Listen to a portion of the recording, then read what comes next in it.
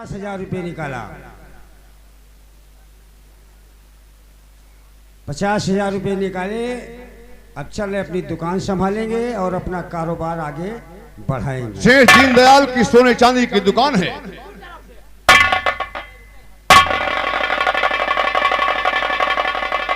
उधर सेठ दीनदयाल रुपया लेकर ये सोच कर जा रहा है कि चल रहा हूं, ये पैसे दुकान में लगाऊंगा, दुकान का काम बढ़ाऊंगा। और उधर उसे क्या खबर कि मेरी मौत मेरे पीछे आ रही है। शंकर गुंडा ने देख लिया है। ये साला बुढ़ा तो साला करेंसी वाला नोट निकाला, साला 50,000 लेकर जा रहा है। खैर बुढ़ा घबराओ नहीं, मैं खरे ये शंकर तुम्हारे पास आ रहा है, लेकिन मैं तुम्हें पीछे से नहीं, तुम्हें आगे से मिलूंगा साले।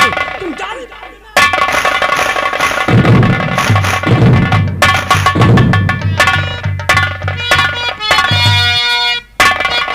बुढ़े अगर जान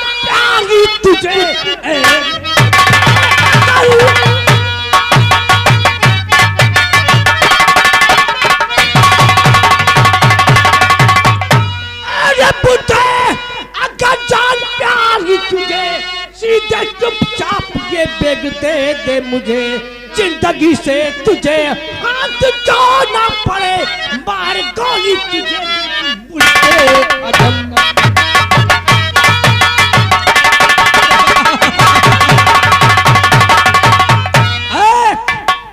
अपना बैग मेरे हवाले कर दे बुढ़े। ये बैग तुम्हें नहीं मिलेगा, ये बैग मेरा है। ये बैग तुम्हें नहीं मिलेगा, कतई नहीं मिलेगा। बैग तेरा है? हाँ मेरा है। लेकिन बैग के अंदर क्या है? कुछ नहीं है। कुछ नहीं है? कुछ नहीं है। कि साला मुझे चूतिया बना खाली रहा है। बैग है। सीधे कर, निकाल बैग वापस दे। मेरा पीछा छोड़ दीजिए, बैग में कुछ नहीं है। तो फिर सोच ले।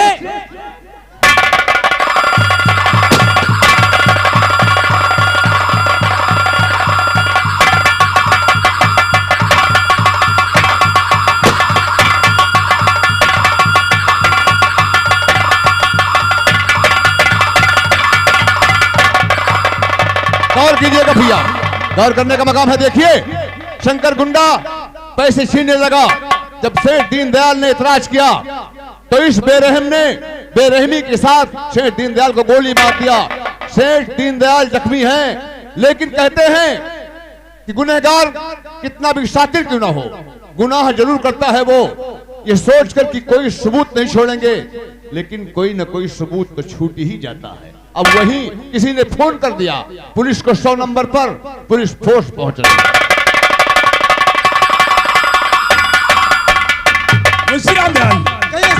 अभी अभी फायरिंग की आवाज हुई। सामने से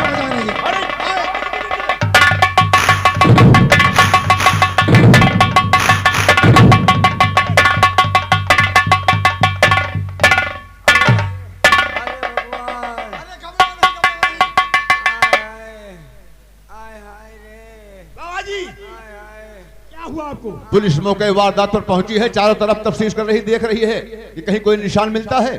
तब तक देखिए क्या मिलता है, गौर कीजिएगा। साहब हम आज जाने का रजात है। क्या हुआ तुम्हें? ये हुआ, एक साहब आए, कहा बैग मुझे दे दे, जो पैसे मुझे दे दे। हमारे ने कहा हमारे पास कुछ नहीं है, न बैग में कुछ नहीं है। फौरन मुझे गोली मार दिया। आए दैया जानी करा जाता है। ये पर्स तुम्हारी है? नहीं साहब, पर्स तो हमारी नहीं है। और ये फोटो हमारा भी नहीं है। गौर कीजिएगा, शंकर बदमाश ने जिस वक्त गोली मार के रुपया लेके भागा, उसी वक्त उसकी पर्स वहां गिर गई और उस पर्स में उसका फोटो लगा हुआ है। साहब ना मेरा पर्स है, ये फोटो उसी का जो मुझे गोली मारा है। आए आए साहब, ये उसी का है जिसने गोली मारा है। क्या देखते हो? हमका एंडो क्लब ले चलो। सेठ जी को गाड़ी में रखो, ले चलिए हॉस्पिटल में इलाज करेंगे। चलिए ले चलिए। दीनदयाल मरने से पहले बयान दे दिया कि सर ये पर्स मेरा नहीं है और ये फोटो जो लगा है ये उसी कातिल का है जिसने मुझे गोली मारा है। और अस्पताल जाते समय रास्ते में दम तोड़ दिया। मुंशी रामदयाल, कहिए सर। सेठ जी ने रास्ते में अपना दम तोड़ दिया। जी सर। और ये बदमाश मिले तो कैसे मिले? ऐसा करिए, कहिए सर, क्या करना चाहिए? इसी फोटो से बड़ी फोटो निकलवाई जाए। बहुत अच्छी बात। हवाई अड्डे पे, रेलवे स्टेशन पे, बस स्टॉप पे, सारे शहर के कोने कोने पे इस फोटो को लगवा दिया जाए। बहुत अच्छी बात सर। और सभी थाने की पुलिस से कांटेक्ट किया जाए। जब सभी थाने की पुलिस अपने हरकत पे आ जाएगी, जी सर, तो ये बदमाश ऑटोमेटिक मिल जाएगा। जी सर, आप जैसे कहो वैसे ही करूंगा। आओ मेरे साथ चलते। चलिए सर।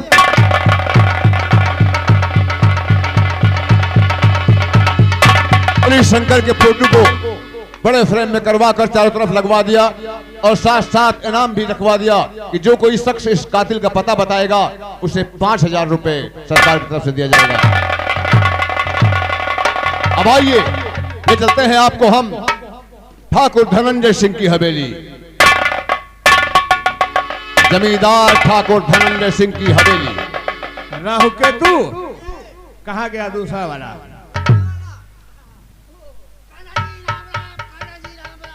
ये थप्पड़ मारूंगा। साला कान्हा जी क्या है? लाला जी बोल। लाला जी हम समझा कान्हा जी। सुन मेरी बात, जी ठाकुर साहब का आने का वक्त हो गया है। जी हाँ। अपने अपने ड्यूटी पर जाओ।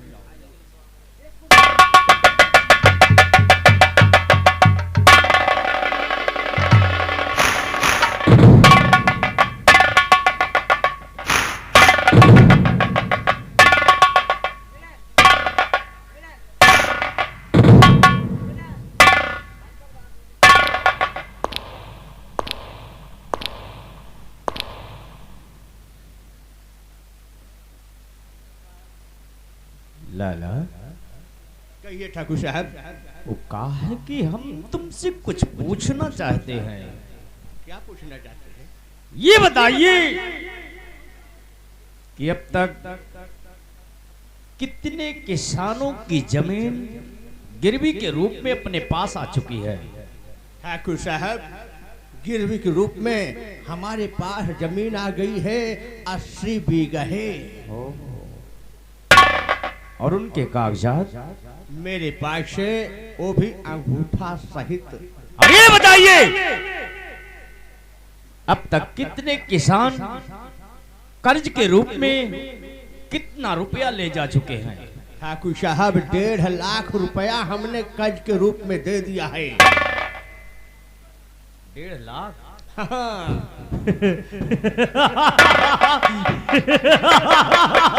लेकिन लाला जी, उनके पेपर? वो भी मेरे पास से। शाबाश, सहित। शाबाश, अति सुंदर।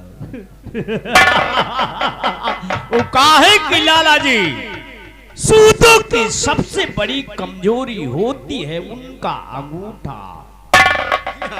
कोई 10 मांगता है तो 20 दो, 20 मांगता है 40 दो, 50 मांगता है तो लाख दो, लेकिन अंगूठा लगवाना मत भूलिएगा। ये सबसे बड़ी कमजोरी है।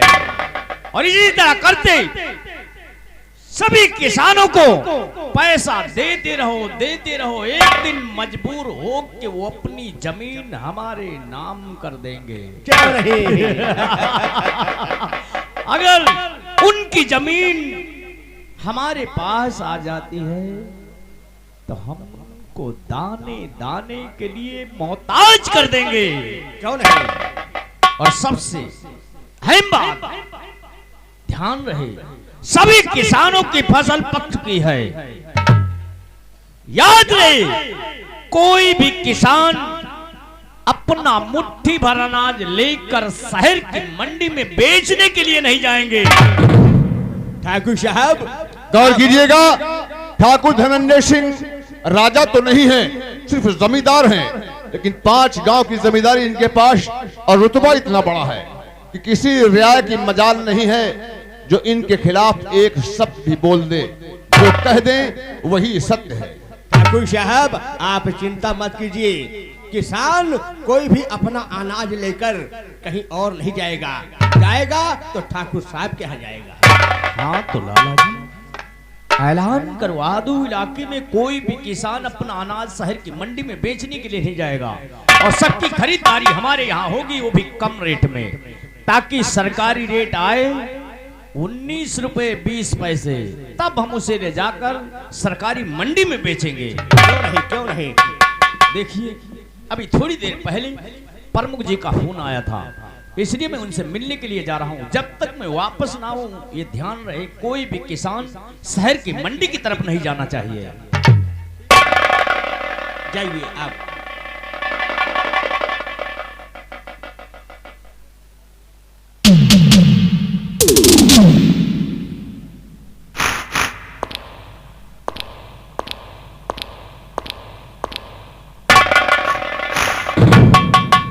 राहु केतु बोलिए। अभी ठाकुर साहब क्या बता के गए कि ऐलान किया जाए, गांव वालों को बता दिया जाए, जिसकी फसल तैयार हो चुकी है वो अपना अनाज लेकर हमारे ठाकुर साहब के यहाँ लेकर आए। जी आवाज चलते हैं, हम गांव की तरफ टहलते हैं, देखते हैं किसकी फसल तैयार है किसकी नहीं। आओ।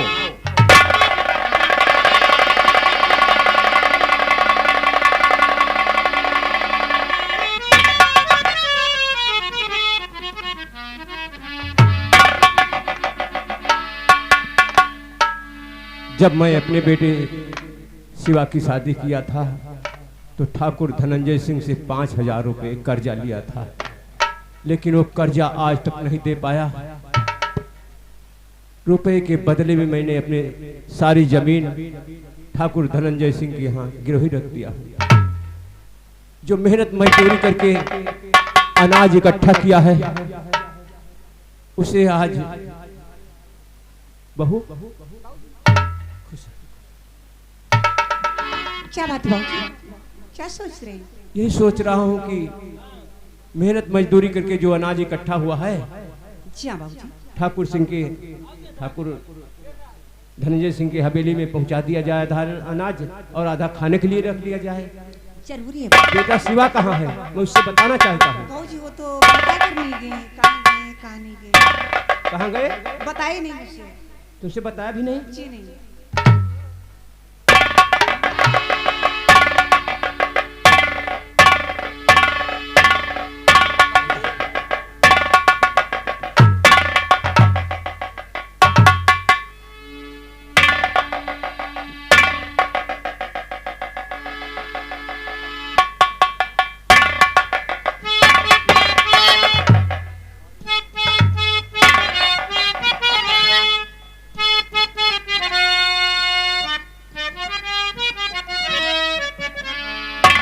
बेटा शिवा, मैं तुमसे एक खास बात बताना चाहता हूँ।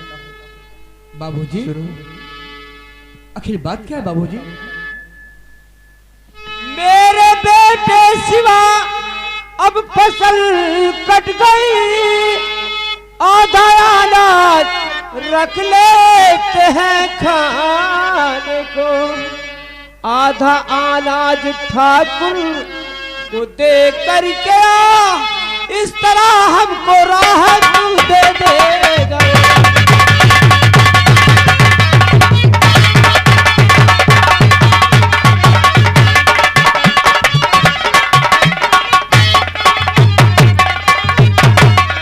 बेटा, जो अनाज पैदा हुआ है कटकर घर चली आई है, मेरी इच्छा है कि आधा अनाज खाने के लिए रख लो और आधा अनाज ठाकुर के मंडी में भेज दो, ताकि ठाकुर खुश रहे, नाराज ना हो।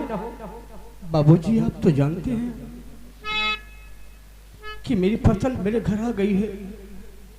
अगर मैं अपनी फसल आधी फसल ठाकुर साहब को दे आऊंगा तो फिर कैसे होगा बाबूजी?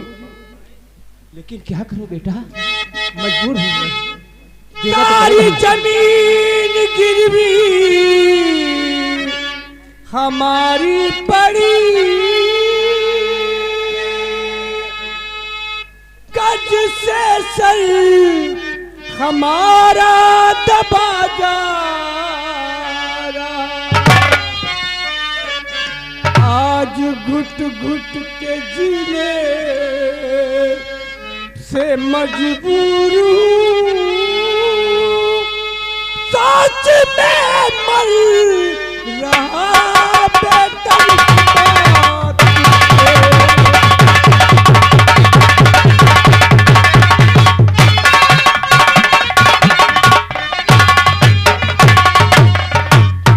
बाबूजी, आप तो जानते हैं कि मेरी जमीन सारी गिरवी पड़ी है। खराजा फसल मैं ठाकुर को दे आऊं तो घर का खर्चा कैसे चलेगा बाबूजी?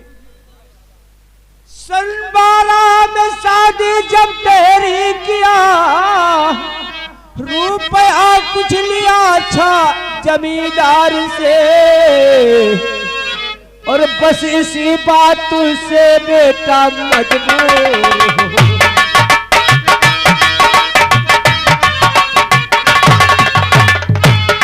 बस इसी बात से बेटा मजबूर हूँ, सोच में मर रहा बेटा इसी बात से।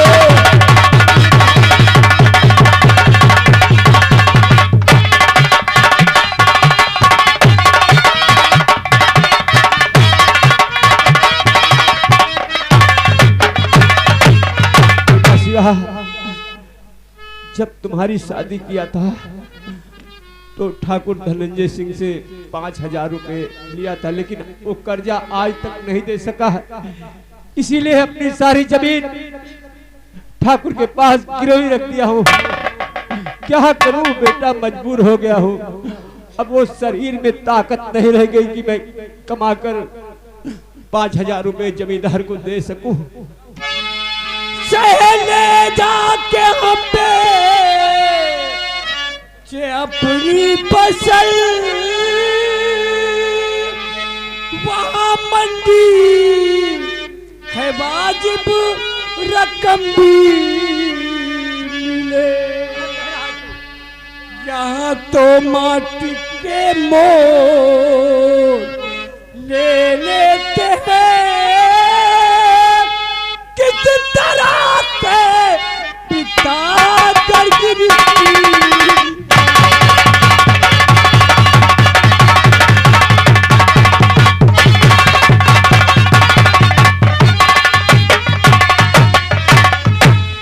सोच लो बेटा, आगे व पीछे का सब सोच लो बेटा।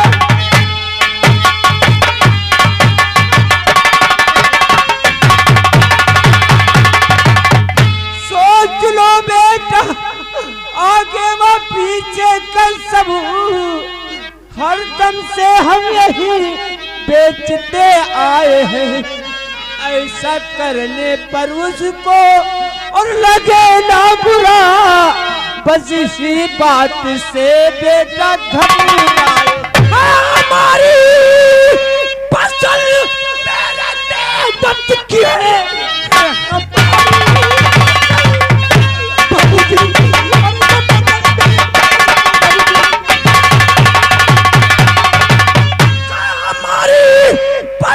मेरे मेहनत की है। जिसमें मेरा खून पसीना गिरा, या मेरी बिके बाबे इसमें ठाकुर को बोलो क्या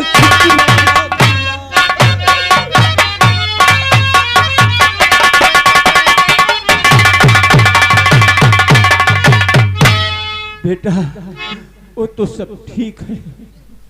शहर की मंडी में अनाज बेचने के लिए मत जाओ, ठाकुर की मंडी में अनाज देकर आओ। मेरा कहना मानो तो बेटा, तुम तो जानते हो जमींदार के पास अपनी जमीन गिरवी रखी है, इसलिए थोड़ी राहत तो देगा।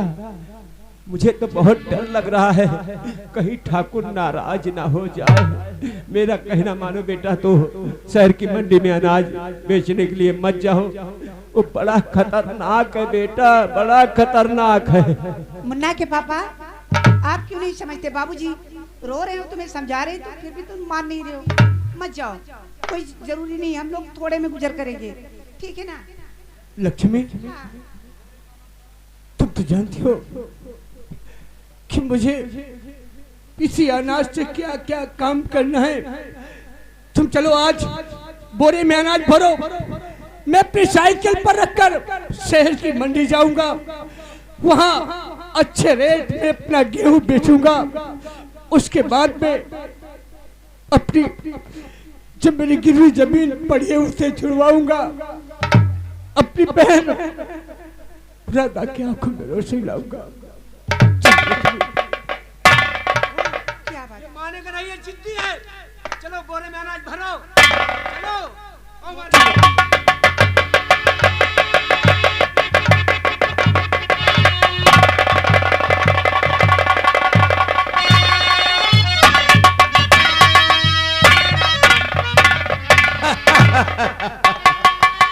गांव के लोग के जितनी भी फसल है वो पक गई है और सबका अनाज भी कट चुका है। इस समय हमारी धरती सोना उगल रही है।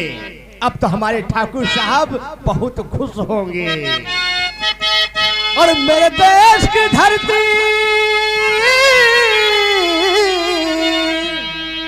और मेरे देश की धरती सोना उगले उगले हीरे मोती, मेरे देश की धरती हो।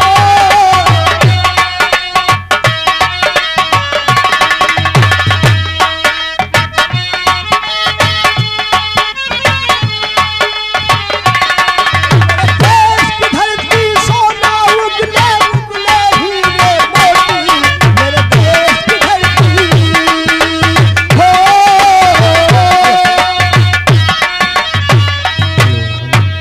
हेलो लक्ष्मी, तू चिंता मत कर, मैं अभी जाता हूँ मंडी, अच्छे रेट में अपना गेहूं बेचकर सीधे घर आता हूँ। हेलो, कू के कोयलिया जहां बाजे पयलिया,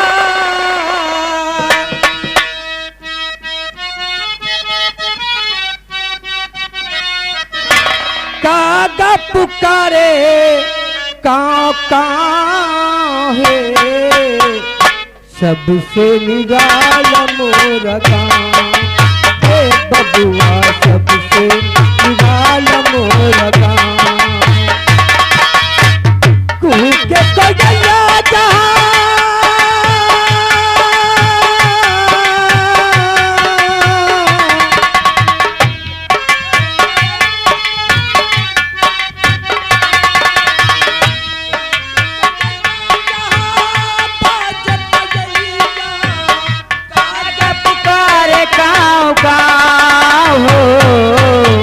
सबसे निराला मोरा गाँव, हे बबुआ सबसे निराला मोरा गाँव।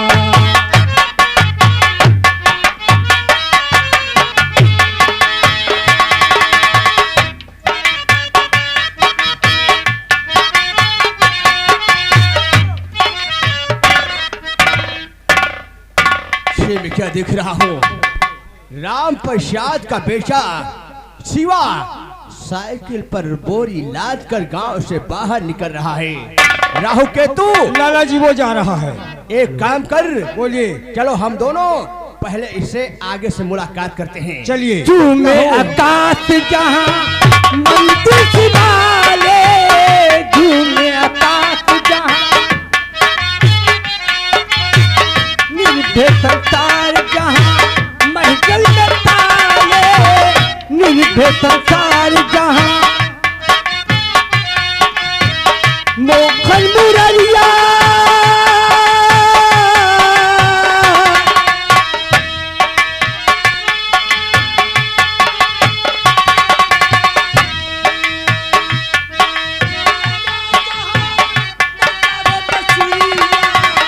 राग पुकारे राम श्याम हो, सबसे निराला मोरा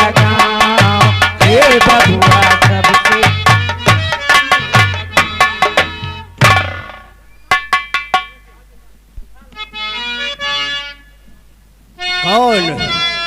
राम प्रसाद के बेटे शिवा सुबह सुबह की टाइम साइकिल पर बोरी लाद कर आखिर कहाँ जा रहे हो?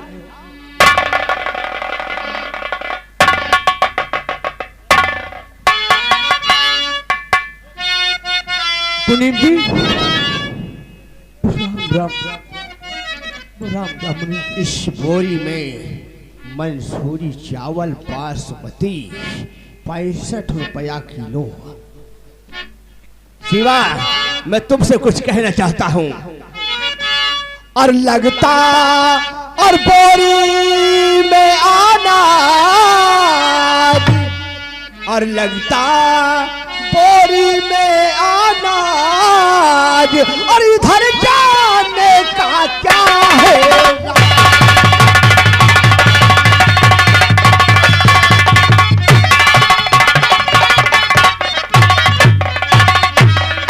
गेहूं गांव में पिस जाता है, कहूँ ये बातें सच, फिर मुझसे ये कहना बातें अपनी सच।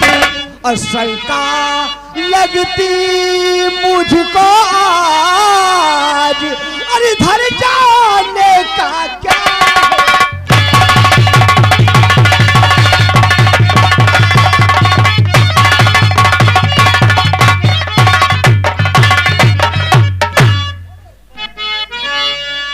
मुनीम जी, आप तो जानते हैं शहर में महंगा बिके अनाज। मुनीम जी, आप तो जानते हैं कि यहाँ किस भाव में लिया जाता है और शहर में उस मंडी में किस भाव में दिया जाता है। शहर में महंगा बिके अनाज, वही जा करके बेचूं।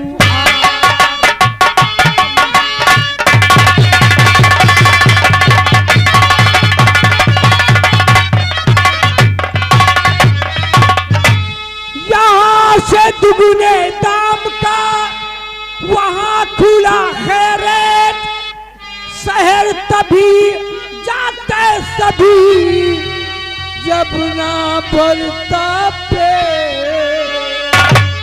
चना हो मटर हो आलू प्याज, शहर में जाकर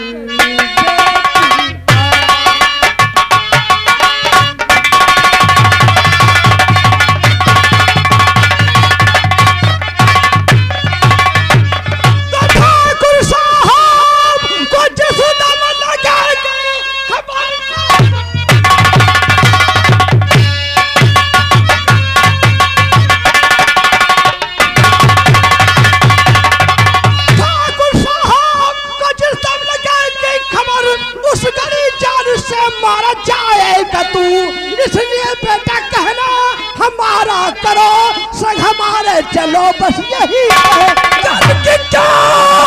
तेरा है श्रीमान जी, नहीं समझा रहा हूँ।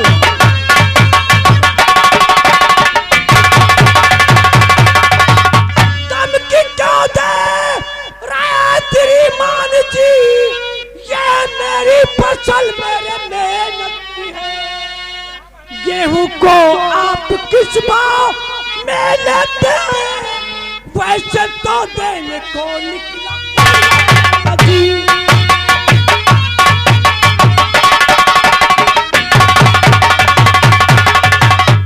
शिवा बेटा, मैं तुझे धमकी नहीं दे रहा हूँ, बल्कि समझा रहा हूँ। तुम राम प्रसाद के बेटे हो, तुम्हें पता है कि मेरी जमीन ठाकुर साहब के यहाँ गिरवी रखी है, और तुम्हारा अनाज जो भी आता है ठाकुर साहब को दिया जाता है।